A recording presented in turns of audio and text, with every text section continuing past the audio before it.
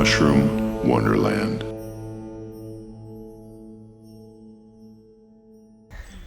All right, this is all the people, I think. I was giving a little spiel about baskets. Most of you guys know me. A few of you we haven't really met until right now, but a lot of people collect in a basket. That way your mushrooms can not get all smashed. You don't want to put them in a plastic bag or they'll get all mushy. And there's also a net foraging bag for like real mushroom nerds that collect small mushrooms. Sometimes if you have them in the basket, they'll get all smashed together. So I carry like one of these little tackle boxes, and then you can put littler mushrooms in them. And then there's like the net foraging bags.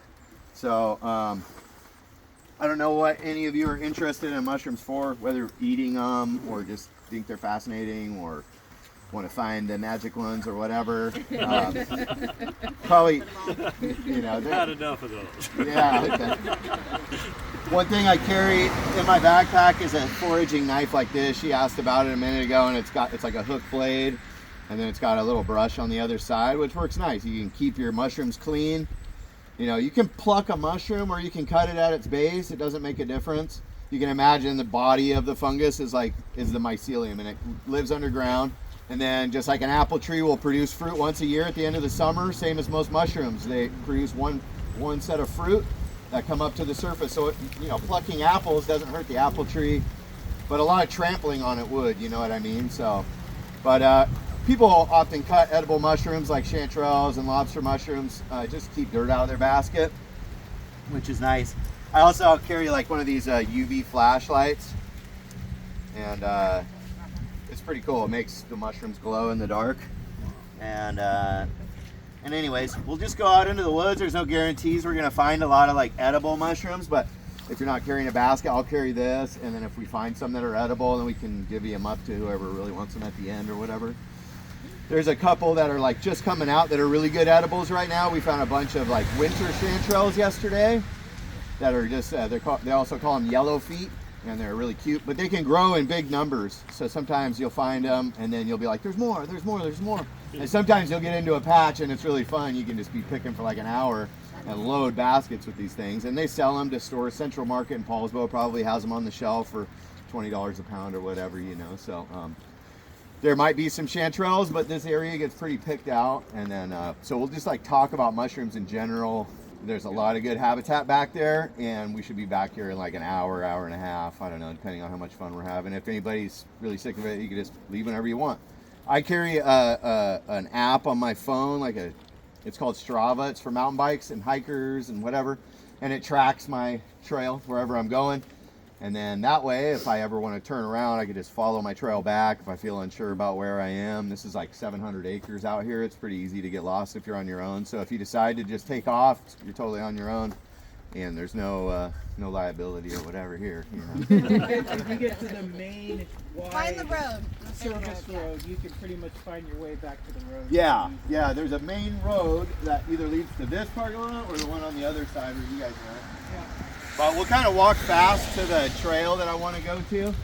So another quick thing is that there's a couple main types of fungus, right? Some fungus live on dead stuff and like mold and like cheese and bread, and that's all saprobic, and that means that it just eats decaying matter. Oyster mushrooms, chicken of the woods, they grow on dead rotten logs. A lot of these mushrooms grow on dead rotten logs. So they're just eating the dead wood. And then the other type is called mycorrhizal, which means myco, which is fungus, and rhiza, which is a rhizomorph, is Greek for like a tree root. So it's a tree and a mushroom that live together. Most of the good mushrooms that we want to eat around here, like chanterelles, lobster mushrooms, matsutake, they are those type that live with these trees. So the easy thing about finding chanterelles and lobster mushrooms is that you just look for these huge Douglas fir trees, and that's what they grow with. So you just find a forest like this where there's a lot of these big mature trees, and then the mushrooms grow with them. But some trees like the cedar trees, they don't have mushroom associates. Same as like maple trees. So if you walk into a big grove of like cedar trees, you'll notice there's hardly even plants growing underneath them. It's like just dead and dark. They're very acidic, and they're like territorial. They don't like other stuff taking their nutrients and their water, so they have defenses to keep mushrooms and other plants from growing under them. But Douglas fir and western hemlock, which is mainly what's out here, are really good mycorrhizal associates. So this kind of forest is what you want if you're looking for most of your like edibles. So, all right, we'll go into the woods and find mushrooms, maybe.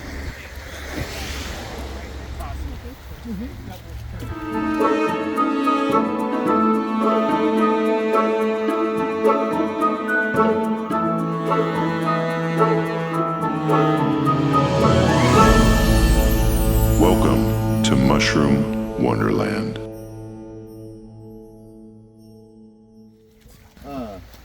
Beautiful. So yeah, this log is cool because it's got a couple of different kinds of mushrooms.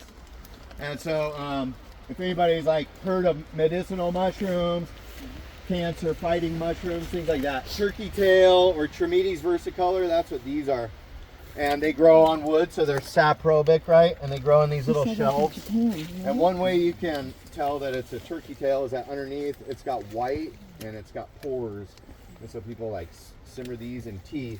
And then right here, these are the false turkey tails. So it's a good example of the turkey tail and the false turkey tail right next to each other. See how it's got like a white pore surface under here? It's got tiny little holes where the spores fall out of. But the false turkey tail, it's just smooth. There's no white surface underneath. So when you say false, that means it has no value? It has no value, but it's not toxic. These aren't toxic, so they wouldn't hurt you if you picked a bunch. None of them are? Yeah, most, you know, the ones that grow on trees like these type, not poisonous. Okay. Non-toxic, yeah, but these are the most highly studied medicinal mushrooms in the world. More ongoing studies about these than anything else. They supposedly, Paul Stamets, real famous mycologist, talks about his mom beating her breast cancer by using turkey tail therapy. Wow.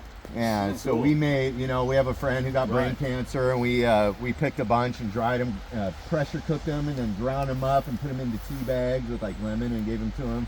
Are you supposed to double extract those? I've read like. There's a lot of different theories. Some people say that medicinal value is inside the mycelium. So not even these, this is the fruiting body, right? The mycelium is inside the log. So they grow the mycelium and then they just use that. There's different extraction methods to try to get the polysaccharides and stuff. I don't know about all that, you know, and I don't, it's totally like, do you believe in homeopathic medicine? You know, it's up to you. So common names of mushrooms are a funny thing because there's multiple common names for several different species of mushrooms, which can be misleading, you know. So witch's butter is what this could, you know, be commonly called. See these orange blobs growing here? And but this one that grows on conifer trees here is different than the witch's butter that grows on hardwood. So there's like 3 different species of these orange jelly fungus that grow off of different types of wood here. This one, Gacchromyces chrysospermus, is the conifer loving, and they call it orange jelly fungus. And this is totally edible, raw. Some people eat it just like this, you know, like candy. What's it taste like? I've eaten them I before. told my son to look for one Yeah, try time. He one. was like, We'll come across more. To me, it tastes like nothing. It's like a Kind of like a booger. If you want to you want to eat cold boogers that don't taste like anything, there you go. Come on, You're next. I've never seen him actually eat it before, so that's gross. Oh, there you go. It literally tastes like nothing. It literally tastes like nothing, but I swear I've tasted them before, and they tasted citrusy like a Trick cereal or something. You see this little black looking thing? Wow. Isn't that beautiful? wow. So, like, commonly people call these a Zeller's bolete, but there's 2 different species. There's Zeroazeler zellerii, that's the original Zeller's bolete. That's in a lot of mushroom books. This one is one of the longest names, Zeroazeler atropurpureus, which means like deep purple. It's got that rhubarb colored stem. And so this one, rather than having like gills underneath, it's got a little sponge and pores. Yeah, it's like a sponge surface and it's soft. This one's really firm, and these are a good edible mushroom. You can pass it around.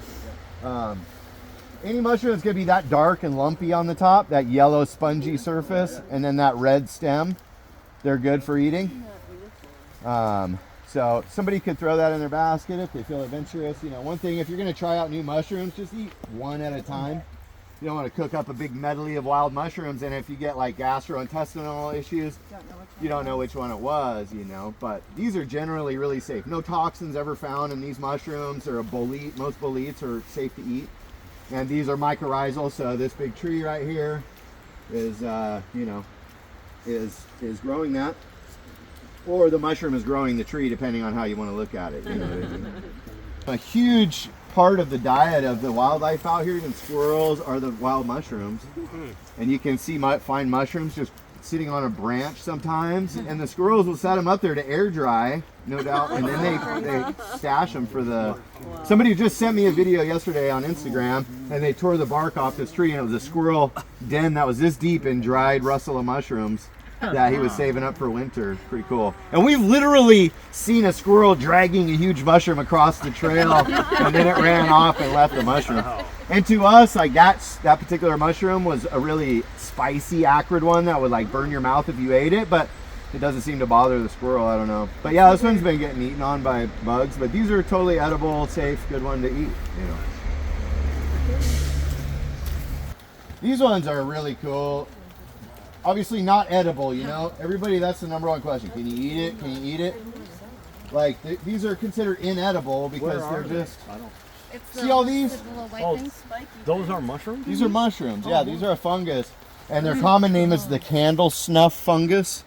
This is Xyleria I hypoxylon. wouldn't have even known that was a mushroom. Right? So fungi comes in a lot of different shapes and sizes, obviously. But when I run my hands across them, they're going to let off like a little smoke, like you just put out a candle. They call them a candle snuff fungus. Like that one didn't.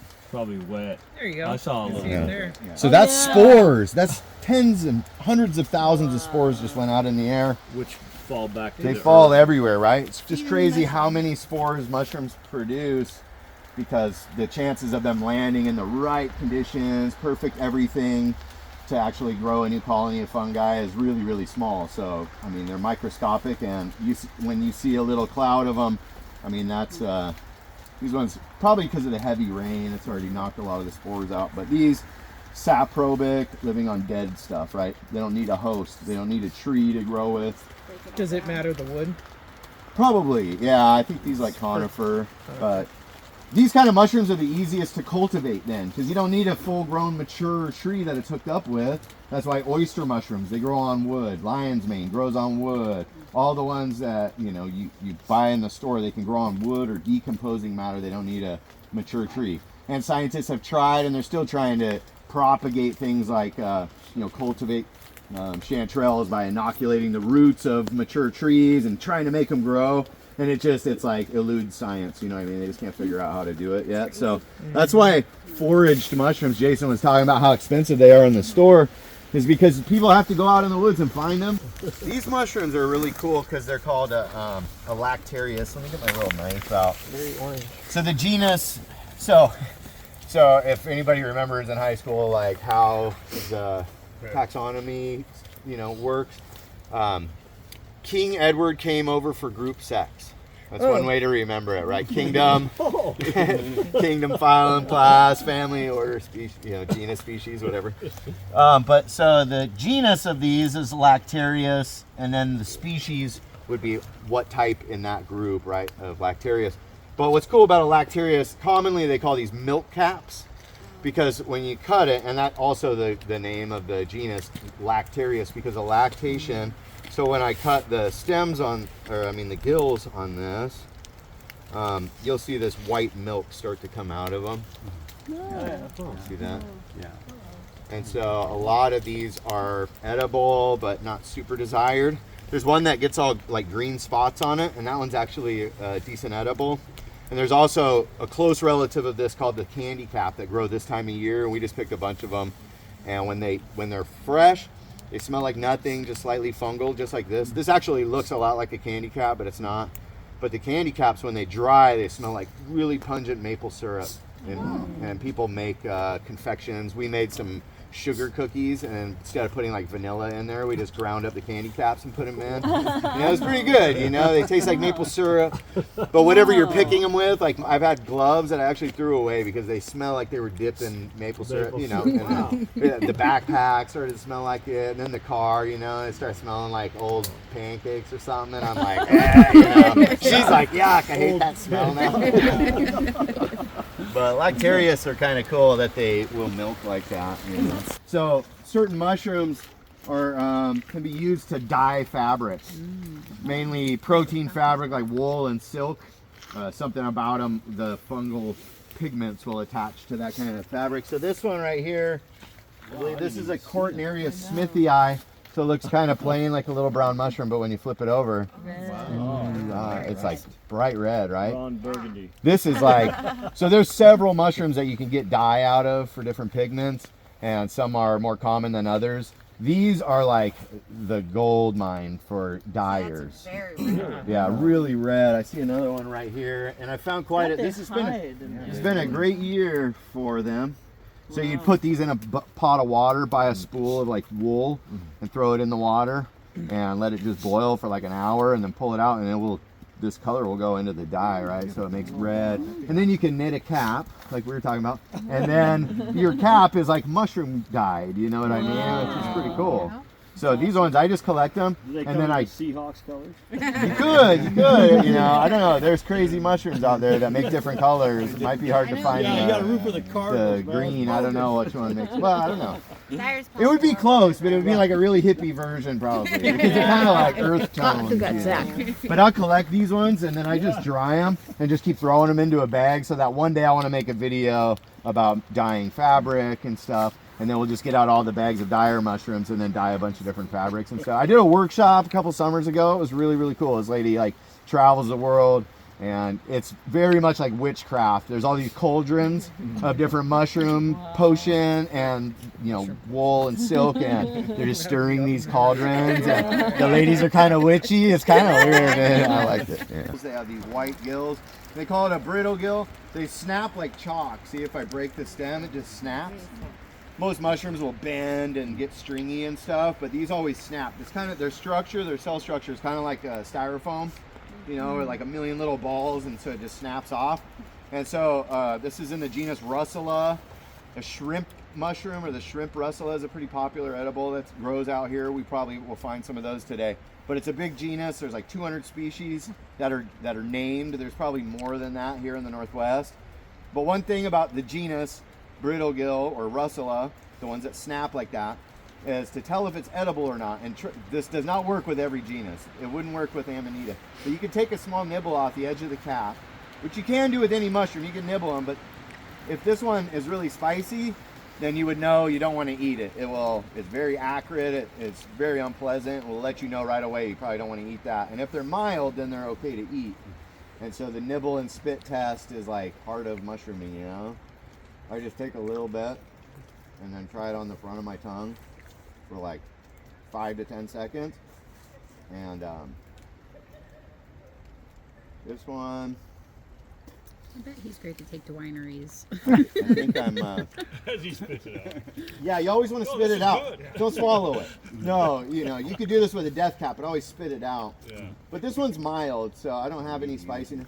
You would know it if it's acrid. It is spicy. Some of them are so spicy it'll burn your tongue for like 3 minutes. But it's different than capsaicin. It's not like hot peppers. It's a different burn, and it's not enjoyable, you know.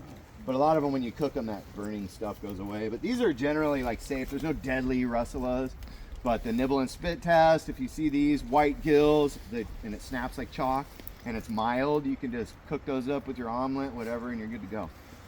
Pretty good sized brown mushrooms. Yeah, these are. Those are beautiful. They are beautiful. Wow. So there's like 3 different species of these type of mushrooms that grow out here. One of them's really poisonous, one of them's kind of toxic, and one of them's a good edible. And they all look alike, and they all grow on logs. Great. So it's kind of an advanced ID. But this one, because I look at the stem, you see that texture on the stem? Yeah. They call that like chevron patterns, or a snake skin texture, they call that. So that one, I know this is Hypholoma Dispersa, which this is a crazy good year for them. Dispersum, usually the scientific names are based on some feature of the mushroom. So dispersum in Greek Latin would be they're dispersed. They usually grow alone or just one or two of them. But it's a great year for these. They're loving it. So this one's got 30 of them on this log or whatever, and they're all over the place. This one's toxic. The snake skin. Yeah, so it's The Chevrolet. it's got gills, See, you you're a know. Ford man. And when it gets mature, these gills will turn a dark color because their spores are dark. So one of the main ways to separate the different genuses of mushrooms is through their spore color. So people do a spore print. You could take this mushroom, take it home, and just pinch the stem off, lay it down on a piece of paper like that, or a mirror works really good. And then a couple hours later, usually overnight, you lift it off, and it'll leave a very distinct spore print. It'll drop spores on your mirror, white, pink, brown, black. These ones will be purple brown, really dark. And so then most field guides, it'll be like, what color was its spores? That'll be one of the first questions if you're trying to figure out what it is. And this one, you'd say purple brown. It would say, is it growing on wood or not? You'd say, yeah, it's growing on wood. Does it have a snake skin like texture on the stem? Yes, it does. They'd say, well, that's Hypholoma dispersum, you know. And it might say, was it growing with a whole bunch or was it singular? And most years you'd say this one was just growing alone. But this year it would break that rule because they're loving life out here. Whatever it has to, the moisture level, the temperature, all these things come together to but we'll probably find its relative. That's a good edible. That's growing all over logs out here right now.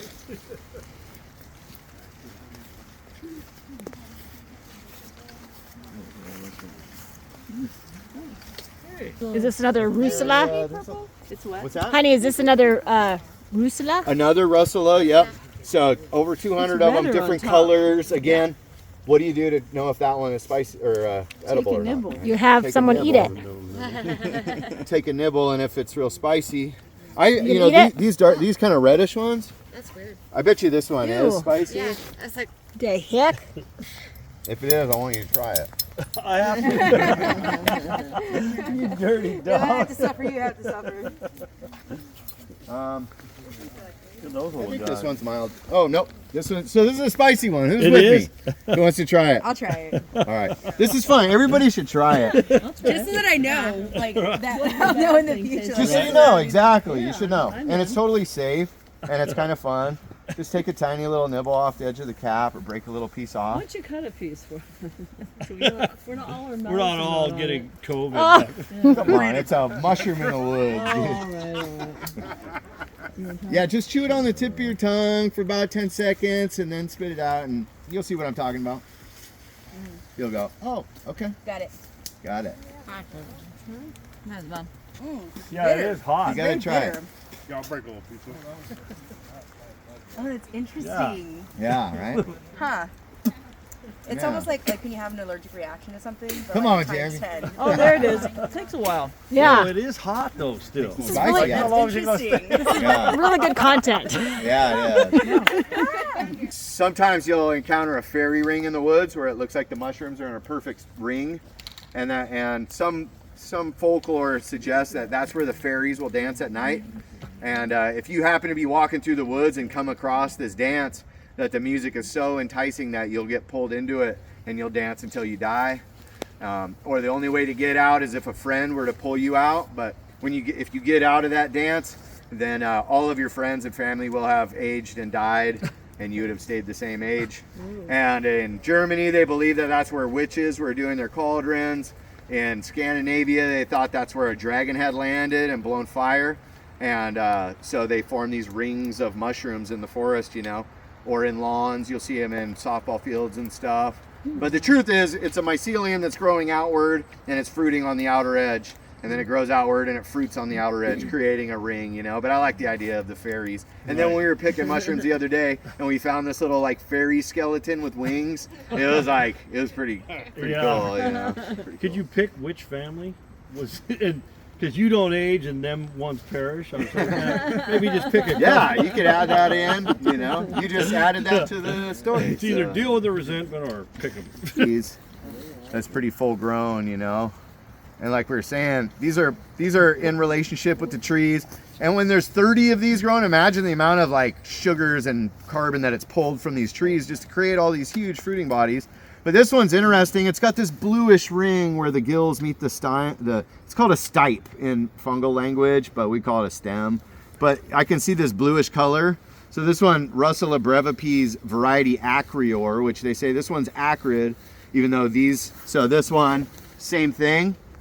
But supposedly this one doesn't have the blue ring and it's mild if you nibbled it. Right. This one's supposed to have a little spicy flavor to it, but it's still edible. It goes away quick when you cook it, which this is kind of an exception, but that's interesting. I've rarely seen one with that blue of a ring right there. So that's really cool. Yeah, beautiful. It's a big mushroom. Beautiful chanterelles. Look, she found some golden chanterelles. This is my donation. Thank Beauty. you for your time. Good job. Wow. See these? Good job. Pacific golden chanterelles, probably the most popular sought after edible mushroom up here. And they're beautiful. Look at this. It's like a flower of the forest, right? So these are excellent edible. Personally, I can't eat them, man. They upset my stomach so bad. I ate them for like 20 years and then I developed like an allergy or something. But if you look underneath, the gills aren't like, most mushrooms are kind of like pieces of paper, really thin. These are more like ridges that are like carved into the stem almost, and they run down the stem. That's called decurrent. But the way that it's vase shaped, that gold color, and then the gills, the way that they come down like that, between those things, like you can't mistake this for anything else. Yeah. And if you do, like you probably should just not be in the woods. You know what I mean? Just get your food from the store. Because there's always people that are like, is there any lookalikes? Well, that's so subjective. Because some people are like, oh, this looks exactly like this, and you're like, no, it doesn't. But That's a white dog turd, man. It's not a mushroom. I'm right here. I can hear you. Oh no. Another really good way to do the final identification. I mean, you see that, dude. There's nothing else that looks like that. But also, the Russa snaps. This one certainly doesn't. And you can tear it in half. It's going to peel like shredded chicken, like cooked chicken or string cheese. See that?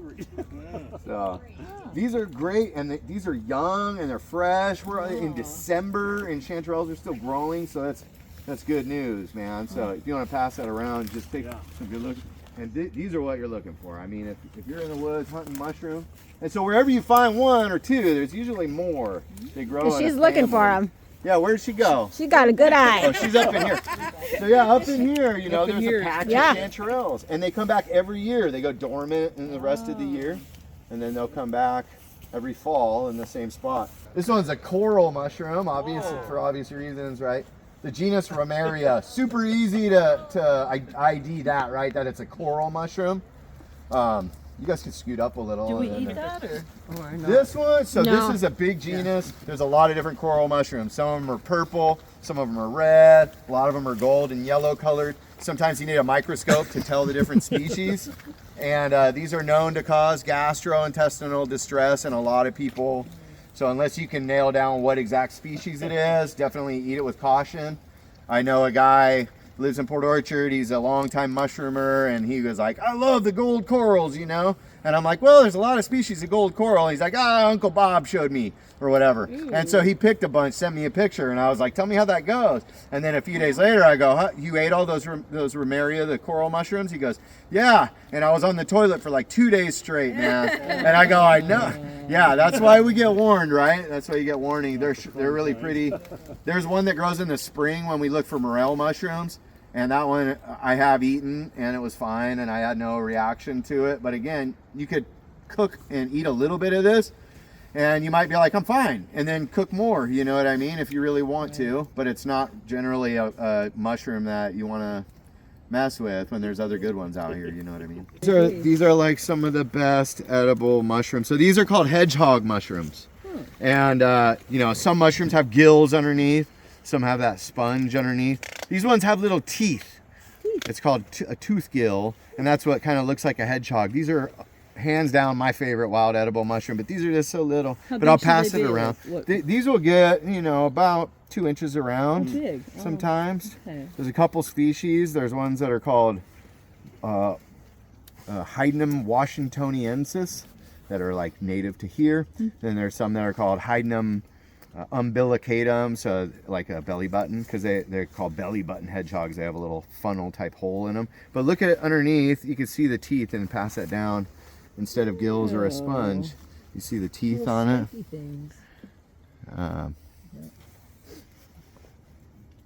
So these are like, so some mushrooms like the cooler temperatures. You won't find these at the beginning of autumn or late summer when it first starts raining. They prefer it maybe cold, but maybe more than anything really wet. A lot of rain has happened up to this point, so now they're coming out, and they could be all back up in here. But next year, come check the same spot and we might find hedgehogs. So a little secret, one thing I'll do is I'll go on my phone and just go to Google Maps and drop a pin right here, and then it'll say create a list, and I'll say, yeah, hedgehog spots. Looks like and I'll there's put one it on over a there, list of too. hedgehog spots, lobster spots, Right there? trail spots, whatever. You see more in This one, this is one of the more poisonous ones that grow out here in the woodlands. Another mycorrhizal mushroom. This one is related to the death cap. It's in the genus Amonita, so it's also related to the Mario Brothers red mushroom with the white spots on it. Very close relative, but this one is the woodland white Amonita, Amonita sylvicola. So sometimes people confuse these for matsutakis because they'll just be barely poking out of the moss, and they'll pick them. I actually saw somebody on one of the identification forums just a couple weeks ago had a big basket full of matsutake, and they had one of these just randomly sitting in there, and they were like, look at my matsutakis, and like a bunch of the experts were like, no, like don't eat that Amonita, right? And these always grow bulbous on the base. See how it's got like a bulb? Where an Amonita, or I mean a matsutake is always tapers at the base. It's very tapered. And again, matsutake has a really strong smell. Some people have described it as cinnamon red hots and dirty socks. That was made famous by an old mushroom field guide. And when you smell one, you go, yep, that's it, you know. But this doesn't have any smell. And, you know, you eat some of the, it contains something called muscarine. And again, it can make you start to leak fluid out of every orifice in your body, make you start having seizures, gastrointestinal, vomiting, diarrhea, all that. So not a fun time. You won't die, but you might wish you were, you know. Yeah. Look at that. We got some nice Russa, some golden chanterelles, and then winter chanterelles. Big difference, right? These aren't even in the same genus. Totally unrelated. Both really good edibles. But these winter chanterelles, you can find these growing all the way till February. So if you feel like you got the mushroom bug now, you want to come out next weekend, there's a good chance you'll find a lot of these on any given trail in this forest. You know, it's this kind of habitat. Whether you're in the North Kitsap, South Kitsap, wherever, you find a lot of these big fir trees and moss and all this similar brush, you're going to find the same mushrooms, you know. So we've had a good day so far, but we'll go walk a little bit more. Yucky. Ashley was talking about these are commonly called elfin saddles because they can look like a little saddle that an elf would ride on, I guess. Helvella vespertina. I personally think that's like one of the most beautiful mushroom names. It sounds like an evil Disney princess to me, you know. But it's got this crazy wrinkly stem with all these like pits and holes in it and stuff. And these contain like trace elements of some toxins that easily cook away. So some people eat them, although I've heard like they're nothing to talk about really. And so if you're going to eat it, it's just to say that I have eaten Helvella, but people don't collect them, you know. But they're definitely strange looking. We were out yesterday on Green Mountain, and they were everywhere. Like we were just kicking them over. They're loving it. And they like the cold weather too. Those will be growing with snow on them, you know. Well, the number of the crowd has diminished considerably. A lot of people went home, but we found a ton of winter chanterelles. We'll divvy up between everybody. I hope you guys had a good time today. Oh, yeah. And thanks for joining us on this episode of Mushroom Wonderland. We'll see you on the next one. Much love.